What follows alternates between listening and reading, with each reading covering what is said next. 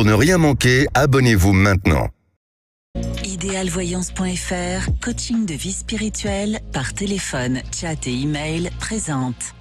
16h-17h, Sud Radio, c'est votre avenir. Trina Magdine. Bonjour à tous, soyez les bienvenus dans C'est votre avenir. Merci d'être avec nous sur Sud Radio pendant cette prochaine heure. Avec Romain Delava, voyant médium et coach de vie, on va vous aider à vous sentir mieux au quotidien en vous apportant un regard extérieur sur les difficultés que vous pouvez rencontrer et en vous proposant des solutions, des pistes de réflexion grâce à son ressenti sur votre passé, votre présent et votre avenir. Bonjour Romain. C'est complet, passé, présent, avenir. Ah oui, mais vous allez bien, tout. Trina? Oui. Et vous? Oui, très bien, très heureux d'être là. Oui, mais c'est ça la faculté d'un coach de vie voyant, de couvrir toutes les temporalités. Et c'est là qu'on voit quand un médium, un voyant est fort, c'est qu'il arrive à dire des choses précises aussi sur le passé. Bien sûr. C'est très important. C'est ça. Allez, pour passer à l'antenne et poser vos questions à Romain, c'est très simple. Appelez-nous au 0826 300 300. Tout à l'heure, on vous dira tout sur un art divinatoire assez méconnu, mais très intéressant, la géomancie. Et vous retrouverez aussi la rubrique de la déesse du jour. On démarre avec Stéphanie. Bonjour Stéphanie. Oui, bonjour Trina, bonjour Romain. Bonjour. Bienvenue Stéphanie. Merci. Vous nous appelez d'où? De Cambrai. Très bien. Alors, votre mari vous dénigre, hein, c'est ça? C'est ça. Ça fait que quelques mois que je m'en aperçois, mais apparemment, d'après beaucoup de mon entourage, ça fait des années que c'est comme ça. Et en fait, j'ai perdu ma maman il y a 5 ans et du coup, j'ai fait une thérapie pour surmonter et je me rends compte de beaucoup de choses à l'heure actuelle, en fait, seulement maintenant. Et il y a ça au mois de janvier, en fait, j'ai voulu arrêter la relation et depuis, il a dit qu'il ferait des efforts et je confirme, il fait des efforts, mais je voudrais savoir si ça va durer, en fait. D'accord. Comment ça se traduit au quotidien, ce dénigrement? C'était en fait tout ce que je faisais, je le faisais mal. Lui, forcément, il le faisait mieux. Il me disait que j'étais bête, régulièrement, c'était on peut pas discuter avec des gens comme toi. C'était vraiment, il se posait toujours en plus intelligent que moi, en fait. D'accord. Il a des coups de colère aussi? Oui, il a des très gros coups de colère. C'est en fait d'un instant à l'autre qu'il peut se mettre en colère sans vraiment qu'on sache pourquoi, en fait. Ah, d'accord, il n'y a pas d'élément déclencheur spécialement? Pour lui, si, mais disons que moi, je ne vois pas la gravité, en fait. C'est ça. On n'a pas le même niveau de gravité à l'instant T. D'accord. Il a des addictions ou pas? Là, ça va mieux parce que depuis le temps que je lui ai dit d'arrêter, ça va mieux. Mais sinon, ouais, il est. Disons que dès qu'il est contrarié, il a tendance à boire beaucoup. Voilà. Et est-ce qu'il a ses coups de colère aussi quand il boit, ouais. Je suppose? Ah ouais. D'accord. Vous êtes ensemble depuis combien de temps? 23 ans. Et il y a de la violence? Il y en a eu, mais là, il y en a plus. D'accord. Et vous avez des enfants? Oui, deux. Un de 19 ans et un de 16 ans. D'accord. Donc là, il vous a dit qu'il allait changer, qu'il allait s'améliorer, mais il ne se passe rien. Si, ça fait depuis le mois de janvier, c'est vraiment, c'est même tout ou rien. Maintenant, c'est limite, il n'idolâtre pas. Ah. Donc, d'accord. C'est même trop, en fait. Mais là, ça fait 1-2 semaines où, en fait, là, il chauffe le chaud et le froid. C'est un jour, comme là, hier, il a été froid comme tout, et aujourd'hui, je suis la 7e merveille du monde. Donc, c'est ça, c'est assez dur à vivre. Bon, Romain, selon vous, est-ce qu'il y a un avenir qui est possible entre Stéphanie et son mari, et comment expliquer ça selon votre ressenti? Alors je vais répondre sur la tendance. Effectivement, déjà je vais commencer par étudier un peu le profil psychologique du mari et peut-être du vôtre aussi. On va regarder un petit peu. Ce que j'arrive à capter, c'est qu'effectivement chez lui il y a une grande forme une mauvaise gestion des émotions, en fait. C'est quelqu'un qui est très immature émotionnellement et qui du coup se laisse déborder par ses émotions. Donc si en plus on est sur des schémas un petit peu alcool, ce genre de choses là, ça va venir mettre de l'huile sur le feu. Évidemment. Il y a une grande colère, moi je sens une grande colère intériorisée en lui, qui n'est pas forcément dirigée vers vous Stéphanie, qui peut être dirigée vers plusieurs faits de société ou des choses comme ça, mais qu'on va retourner vers vous parce que vous avez aussi accepté ça pendant peut-être pas pendant 23 ans, mais mais en tout cas pendant un certain nombre d'années.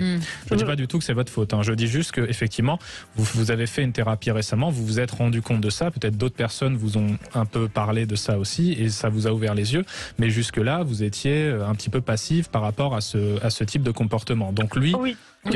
Alors, pardonnez-moi Romain, je vous coupe, mais justement, comment vous en êtes rendu compte? Est-ce que c'est comme Romain le ressent, peut-être votre entourage qui vous a ouvert les yeux? Mon entourage a essayé de m'en parler, mais j'ai pas vu clair. Mais en fait, là, je fais depuis le mois de septembre, je fais de l'EMDR en fait. D'accord. Et en fait, j'avais un père comme ça, et comme j'essaye de me détacher de tout ça, je me rends compte de beaucoup de choses au jour d'aujourd'hui. En fait, j'ai repris la vie de ma mère et j'ai envie de passer à autre chose, quoi. J'ai envie d'avoir ma propre vie.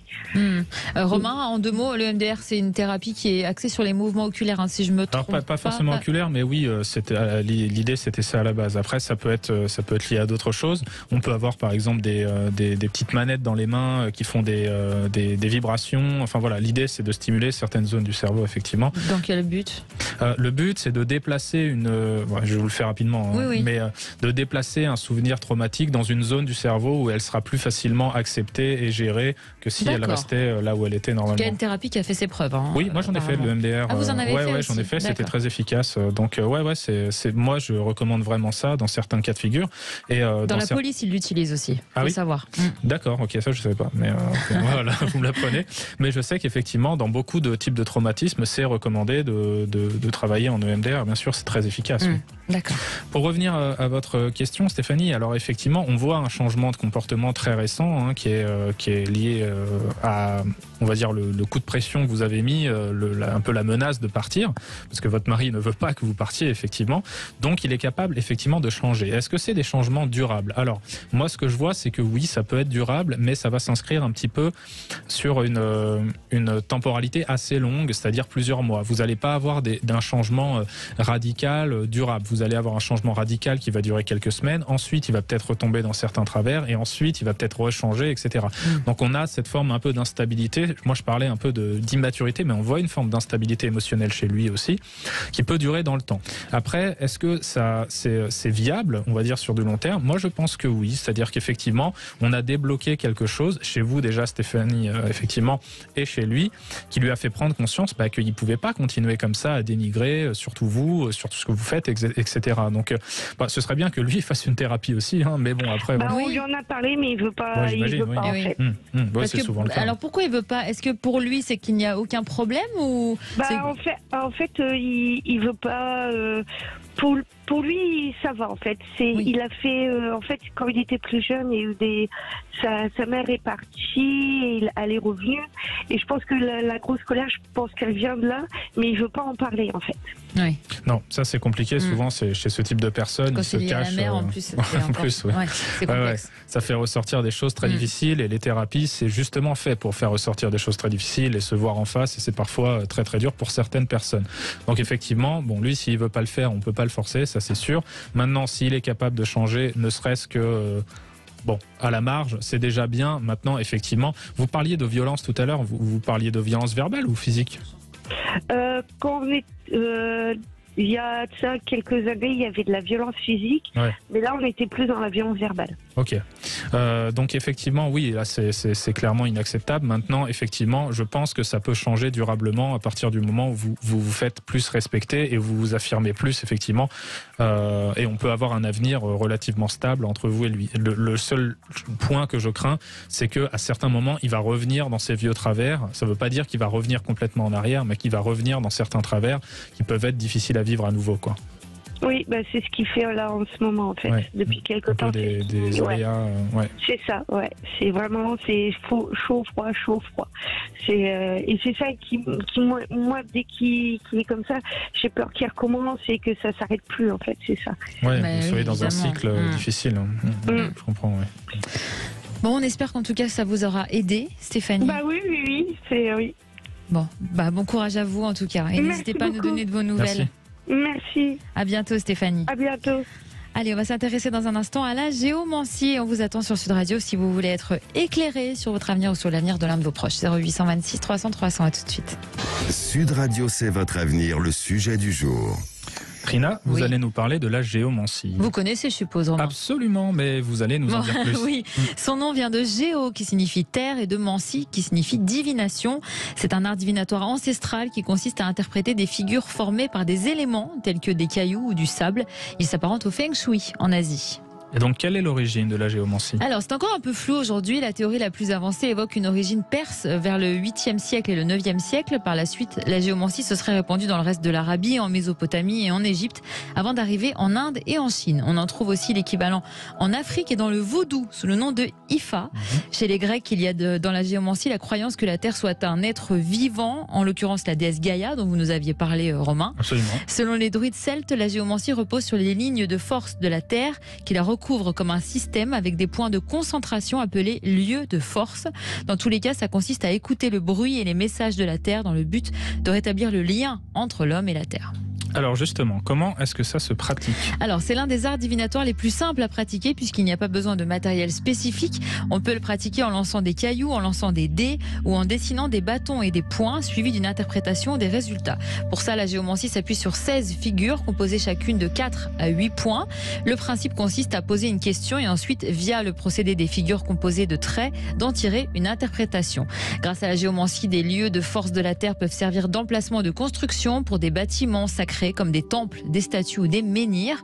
Et ça permet aussi de comprendre pourquoi des arbres poussent à un endroit et non à un autre, de trouver les cours d'eau souterrains et de suivre leur trajectoire comme font les sourciers, qui sont d'ailleurs dans les faits des géomanciens. Vous le savez ça aussi, je suppose. Je ne savais Romain. pas que les sourciers étaient des géomanciens. Je ne le savais pas. Ouais. Alors, est-ce que c'est quelque chose, sourcier, que vous Alors c'est dans votre sourcier, capacité alors moi ou pas non, moi je sais pas faire, mais j'ai un arrière grand-père qui faisait ça et qui a trouvé un puits dans notre maison à Nice il y a très très longtemps, quoi. D'accord. On retrouve Patricia. C'est passionnant. Bonjour Patricia. Bonjour Trina et bonjour Romain. Bonjour. Merci de m'accueillir parce que je n'ai pas du tout le moral. Voilà. Oh, on va vous le remonter. On va C'est essayer. gentil.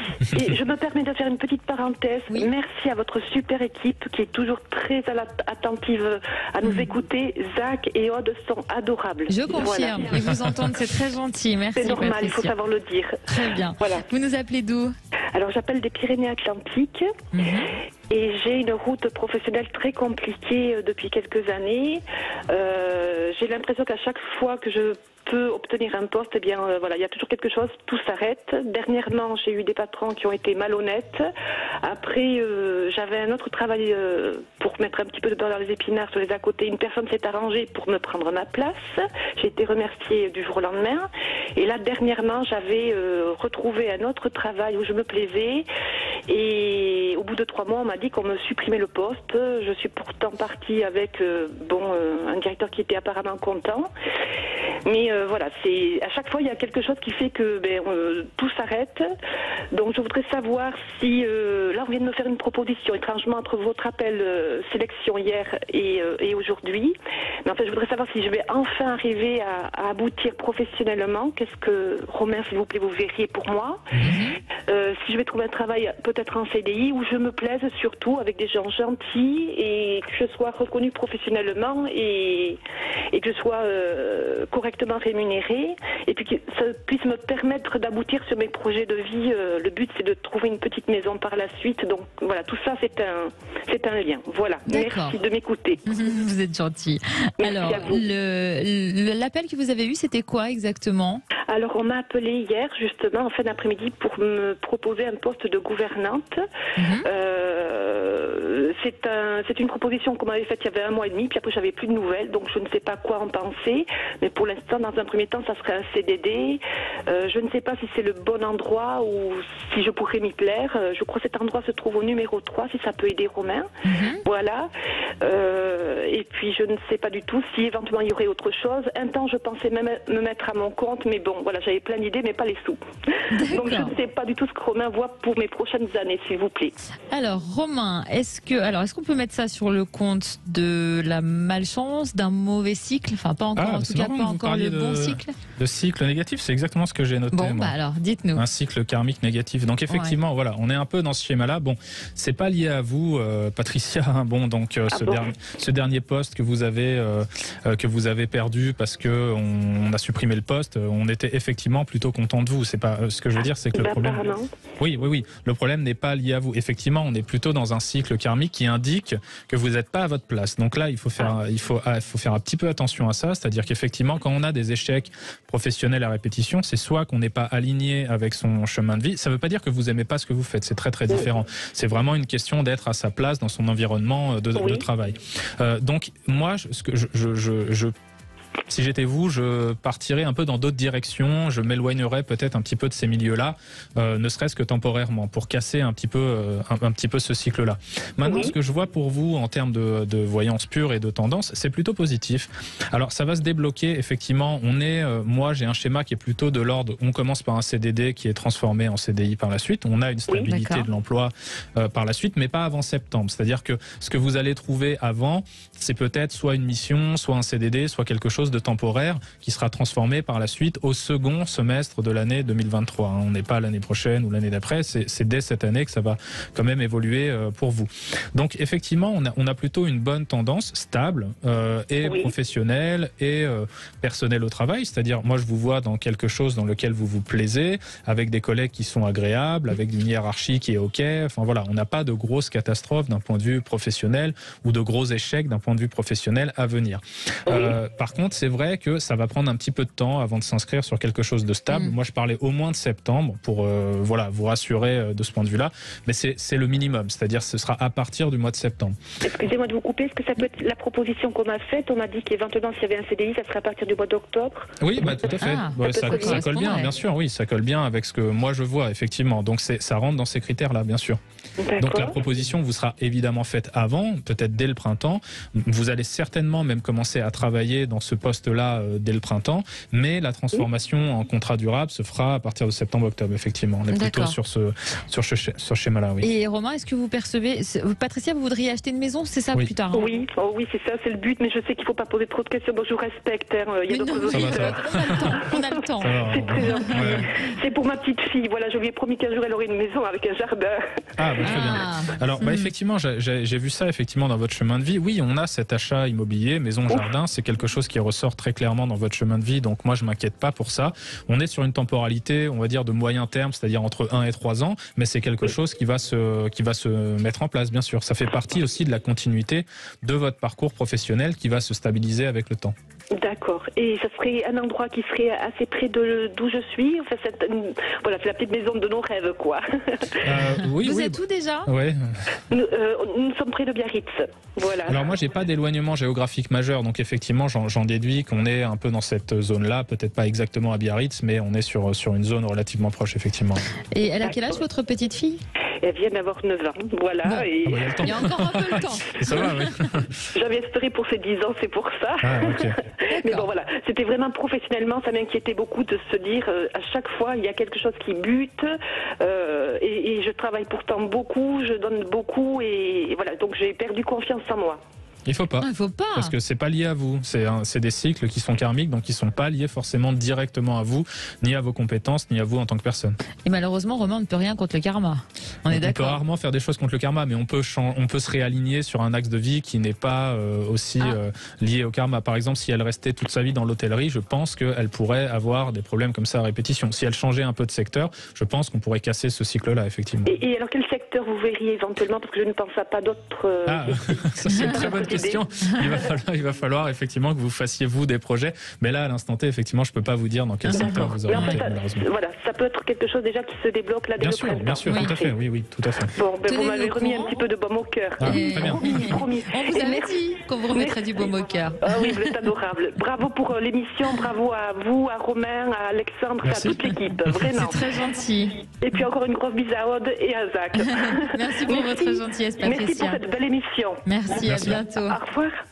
Allez, on vous attend vous aussi sur Sud Radio avec la bonne humeur, comme Patricia. 0826 300 300, tout de suite. 16h17h, Sud Radio, c'est votre avenir. Trina Magdine. Et de retour dans C'est votre avenir. Merci pour votre fidélité à Sud Radio. Si vous nous rejoignez, c'est Romain Delava, voyant, médium et coach de vie qui répond à toutes vos questions. Un seul numéro, celui du standard. Zach vous attend. 0826 300 300. N'hésitez pas à nous rejoindre comme André. Bonjour André. Bonjour Trina. Bienvenue Et André. bonjour Romain. Bonjour. Vous nous André. appelez d'où? Et je vous appelle de Narbonne. Je vous ai mais appelé c'est bel déjà accent. l'année dernière. D'accord. Voilà. Mais j'avais été avec Alexandre, mais c'est pas grave. Bon, alors pareil. vous avez envie de démarrer une nouvelle vie. Oui, voilà. Dites-nous. Alors, je suis parti là au mois de février chez ma fille qui habite sur un bateau en Martinique. D'accord. J'y ai passé 3 semaines et je suis tombé amoureux du bateau, de la Martinique, de la vie là-bas. D'accord. Et quand je suis revenu, j'étais très malheureux. Et depuis, je ne pense que à m'acheter un bateau et à partir là-bas. D'accord. Voilà, sauf que un bateau, ça coûte très cher, surtout comme je veux. Et ma compagne, avec qui je ne vis pas, on vit dans un appartement chacun, et on se voit 2 fois par semaine, ou 3, ça dépend. Et elle ne supporte pas le soleil, ne supporte pas l'eau, n'aime pas le bateau, enfin donc elle ne veut pas venir. Et elle me propose donc, si je veux, que je peux aller à Martinique et les 6 mois d'hiver en métropole et revenir après pour les 6 mois d'été de métropole et m'installer chez elle. Mais Donc, pour ce faire et pour acheter le bateau, il faudrait vendre la maison. J'ai une maison grande, belle, que j'aime beaucoup. Et là, je suis indécis. Voilà. Ah, donc c'est votre compagne qui vous propose les 6 mois là-bas, 6 mois ici, c'est ça, hein? Oui. Ouais. Et C'est ce vous, que vous en je- pensez c'est ce- quoi? Ah ben moi, ça... De revenir 6 mois de l'année ici? les 6 mois d'été, ça me gênerait pas. Mais par Oui. contre, vendre ma maison, ça me gêne beaucoup. Eh oui. Voilà. Elle ne veut absolument pas vous suivre. Non. Il n'y a rien à faire. Bon. Non. Vous êtes ensemble depuis combien de temps? 14 ans. Et votre fille, elle vit en Martinique depuis longtemps? Depuis 3 ans. D'accord. Alors, Et vraiment, ils sont heureux comme c'est pas permis. j'en doute pas une seule seconde. Sur un bateau en Voilà. Martinique, je n'en doute Sympa. pas. Romain, est-ce que c'est faisable, selon vous? Est-ce que vous ressentez qu'André pourrait vivre sur un bateau en Martinique en Eh rejoindre oui, sa tout fille? à fait. Alors effectivement, on a ce changement de vie qui ressort dans la ligne de vie Bon. d'André, effectivement, c'est-à-dire plus qu'un nouveau départ, hein, c'est vraiment un nouveau chapitre, nouvelle vie, tout ce qu'on veut. Hein. Donc c'est vraiment très intéressant. C'est quelque chose qui ressort. Alors effectivement, ça va nécessiter des sacrifices. Vous avez mentionné le sacrifice premier, peut-être pas le principal, mais la maison, hein, effectivement, Ouais, c'est qui ça. va devoir y passer, bien sûr, pour se payer le bateau. C'est quelque chose qui ressort, effectivement, cette transaction immobilière satisfaisante pour vous, qui vous permet d'acheter ensuite le bateau et d'aller là-bas. Donc moi, je pense vraiment que vous avez quelque chose à vivre là-bas et que c'est fait pour vous. Hein. Donc c'est très très clair dans votre chemin de vie. Le deuxième sacrifice, je ne sais pas si c'en est un véritablement, mais visiblement ça vous pose pas de problème, c'est que 6 mois de l'année, vous n'êtes pas avec votre compagne, quoi, si j'ai bien compris. Oui. Et voilà. Ouais. Bon. C'est quand même C'est un elle qui est-ce que propose vous- ça au départ en plus. Oui, elle propose, mais je suis pas sûr que le Oui, moment mais, où ça arrive, ce soit bon, très bien vécu. A priori, mais- je pense que je préfère le bateau que ma compagne. Ah, ok. Bon, bah, au moins c'est clair. Hein. Alors, écoutez, je rebondis sur ce que vous dites, André, parce que, en fait, pourquoi est-ce que ça va bien entre vous déjà dans votre couple? Moyen. Parce Moyen, que ça fait 14 ans que vous êtes ensemble. Oui. Et au bout de 14 ans, elle vous propose de vivre. Elle vit pas avec vous, c'est ça, hein? Non. Elle vous propose de. Ah, mais ça nous arrange tous les deux. Hein. Mhm. D'accord. Mais elle vous propose de ne plus vous voir pendant 6 mois de l'année. Elle me propose de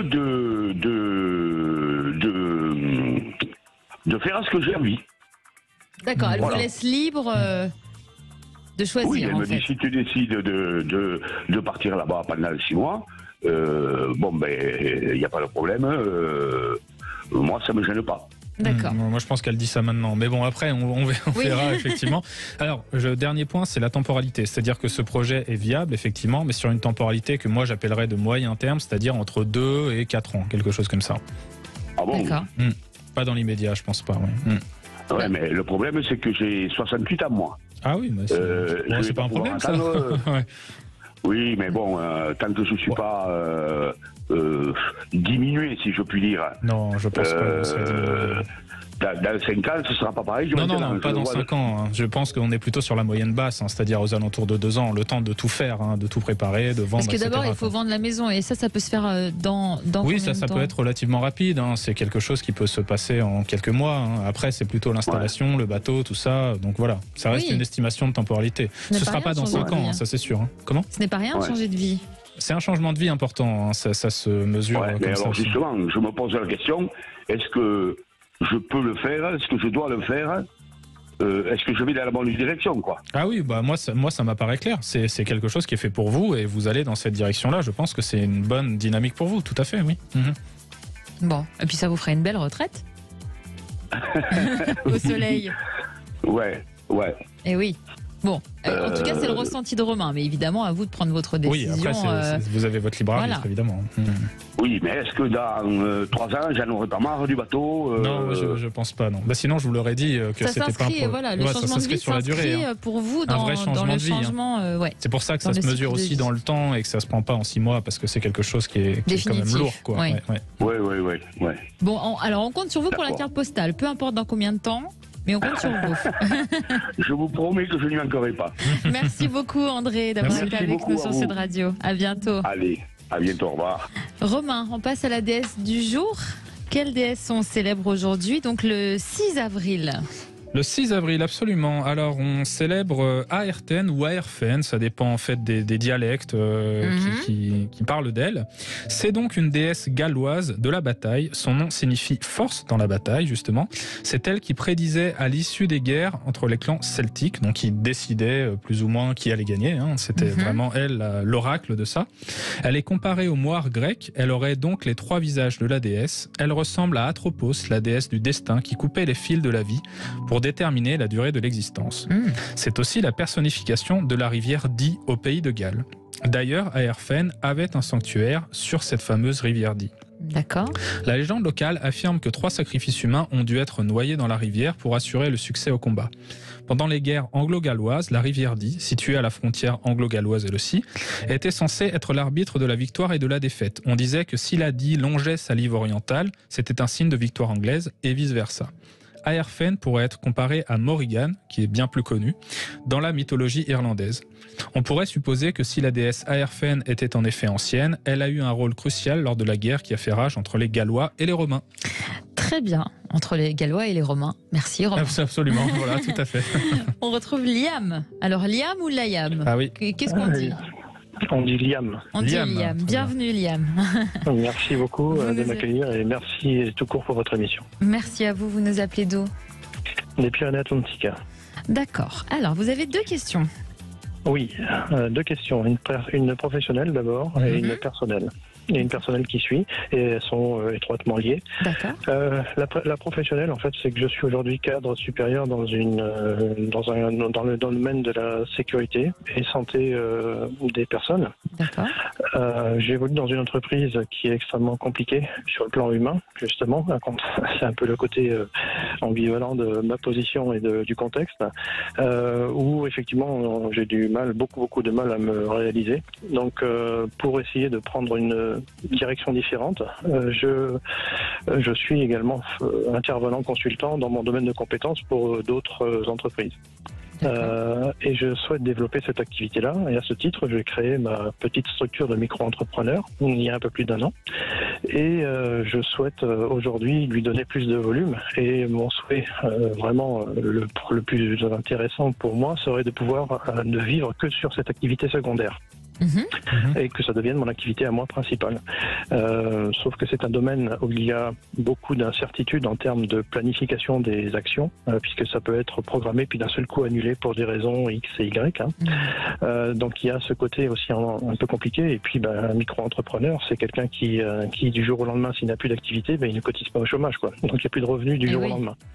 Oui. Donc c'est aussi ce côté-là qui est un peu difficile, puisque je suis aussi chargé de famille, donc je ne peux pas faire n'importe quoi.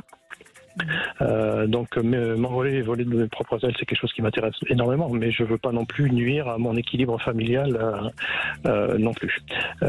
Et en parallèle de ça, j'ai une autre question, puisque je suis en couple depuis un peu plus de 5 ans maintenant avec une personne qui vit pour des raisons professionnelles à 1000 km de chez moi, en Lorraine.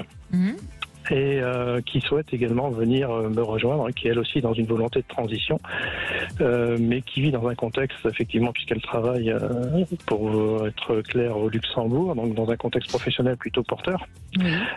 Et donc venir ici, c'est également quelque chose qui doit être préparé, programmé, mais en même temps, c'est pas venir ici pour sacrifier tout ce qu'elle a pu construire depuis ces années dans son domaine professionnel. Oui, donc, et financièrement aussi. Et aussi financièrement, bien entendu, puisque l'idée de vivre ensemble, c'est pas non plus demain de vivre d'amour et d'eau fraîche, quoi. C'est aussi pouvoir subvenir à nos besoins et être rationnel dans notre fonctionnement quotidien, quoi. C'est pas non plus demain souffrir d'une situation qu'on a fabriquée, quoi.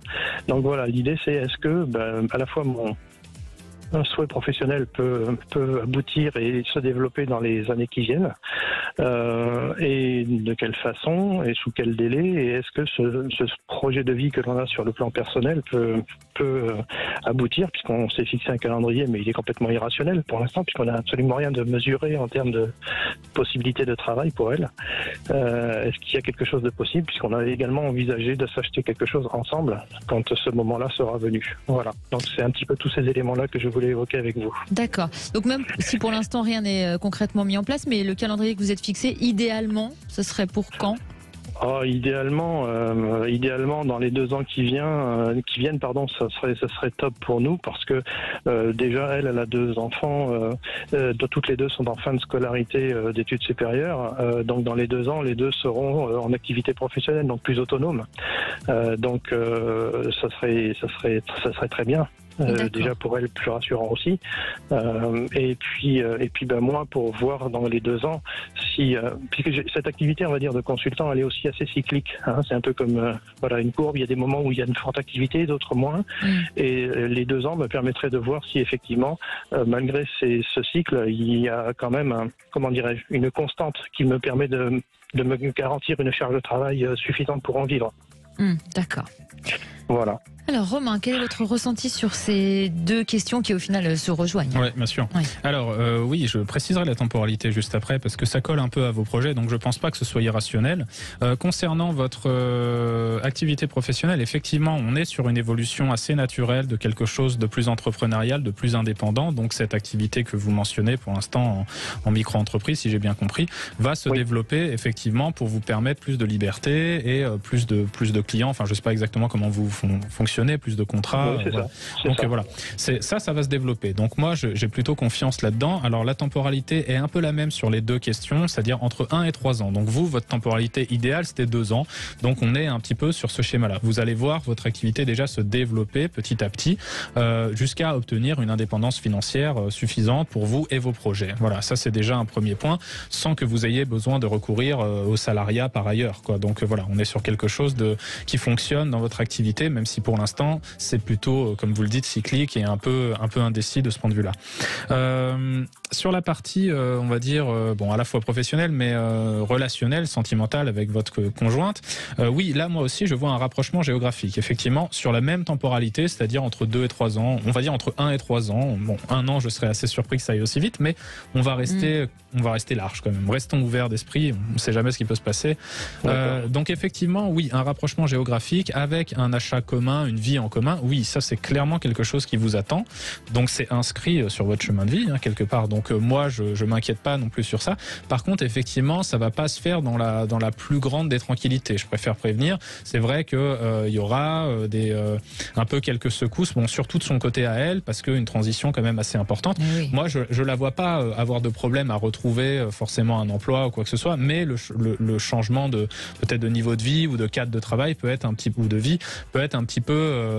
difficile, pas forcément juste pour elle, mais peut-être aussi pour ses enfants. Donc voilà, ça c'est aussi quelque chose à prendre en compte. Maintenant, ça va se faire, c'est quelque chose qui va se faire.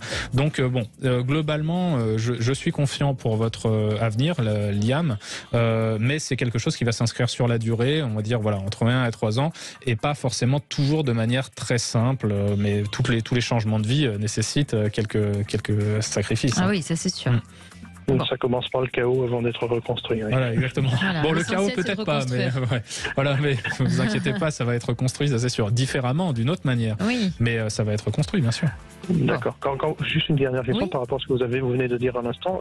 Ça va être un peu difficile pour elle, mais sur le plan psychologique pour vivre cette transition, ou sur le plan matériel, ou les deux? Moi, ce que j'ai, c'est plutôt sur le plan matériel et professionnel, moins sur le côté psychologique, parce que je pense que c'est plutôt une bonne nouvelle pour elle de vous rejoindre. Maintenant, voilà, ça peut être aussi un peu difficile de faire une transition aussi radicale sur une temporalité relativement courte, mais c'est pas quelque chose d'indépassable, loin de là. D'accord, très bien. Merci. Okay. Liam, merci à vous. Merci beaucoup d'avoir été avec nous et bon courage. Merci beaucoup, à bientôt. avec plaisir. Au revoir. Allez, venez nous rejoindre sur Sud Radio 0826 300 300. On revient dans un très court instant. 16h-17h, Sud Radio, c'est votre avenir. Trina McDean. Et de retour sur Sud Radio pour la dernière partie de C'est votre avenir. Vous pouvez encore bien sûr nous rejoindre au 0826 300 300 pour poser toutes vos questions à notre coach de vie, Romain Delava. Dans un instant, ce sera Les Vraies Voix présenté par Philippe David et Cécile de Minibus. Et d'abord, on retrouve Laurence. Bonjour Laurence. Oui, bonjour. Bonjour Trina, bonjour Romain. Bonjour. Bienvenue Laurence. Alors, vous nous appelez par rapport à votre fils, c'est ça? Oui, c'est ça. Il est fonctionnaire d'État, donc, et ça fait 15 ans maintenant qu'il a été affecté en région parisienne. Et là, depuis 3 ans, en plus, il est papa, donc, et il n'arrive pas à avoir de mutation dans le Var. Donc région d'où il est originaire en fait. D'accord. Donc on aimerait bien savoir si ça va finir par se débloquer parce que la famille est un peu tiraillée, enfin déchirée. C'est une situation assez difficile à vivre cette séparation.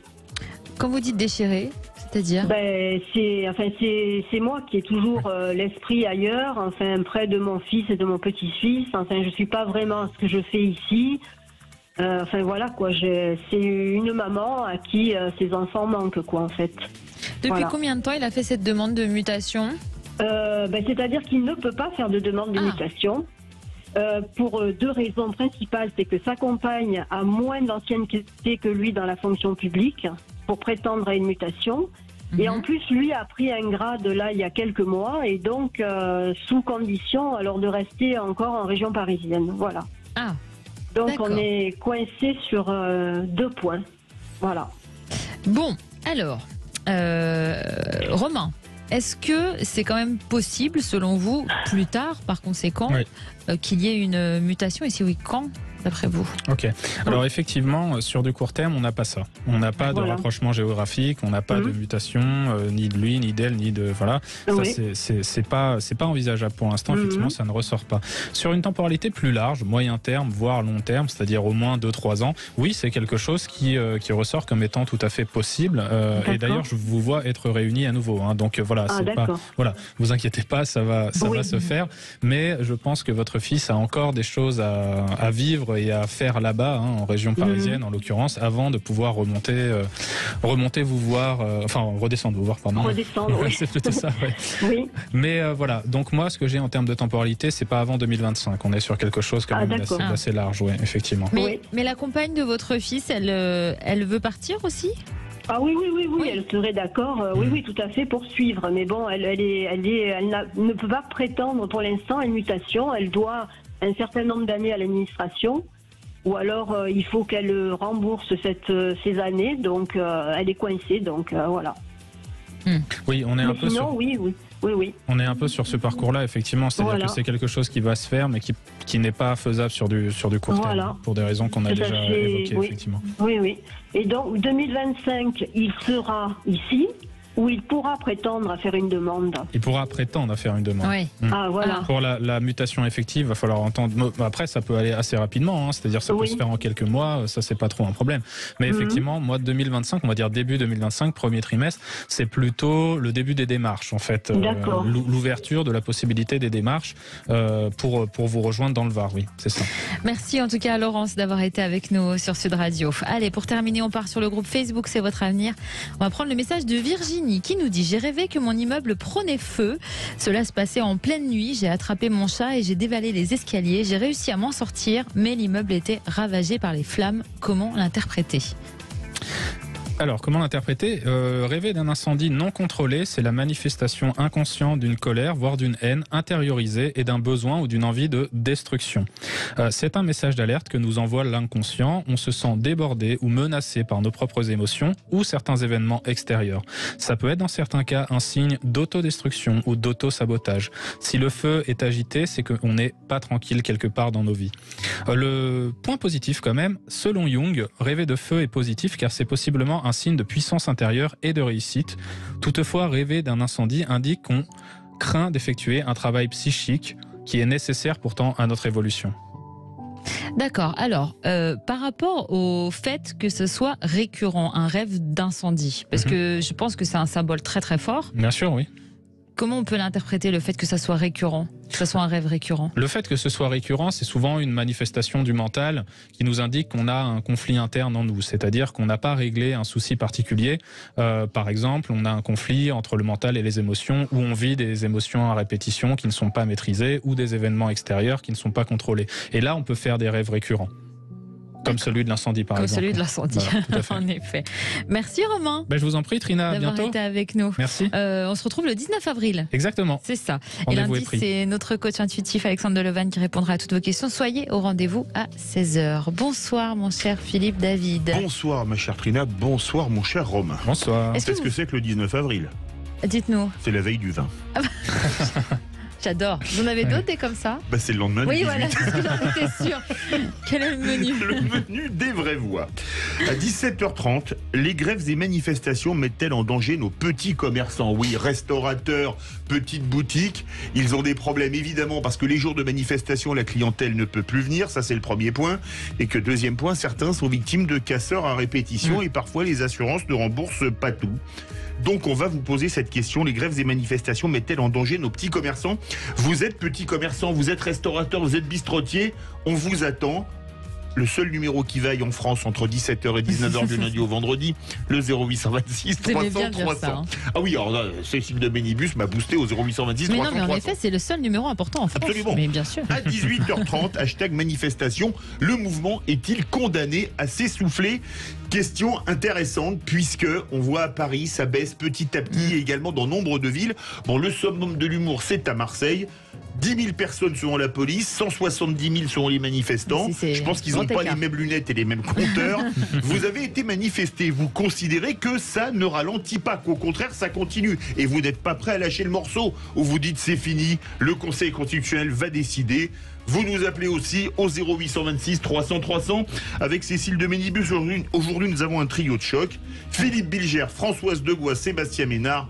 Inutile de dire que, comme on dit dans le sud-ouest, ça va envoyer le steak. Avec l'accent ? Absolument. Avec l'accent, on aime bien. À tout de suite.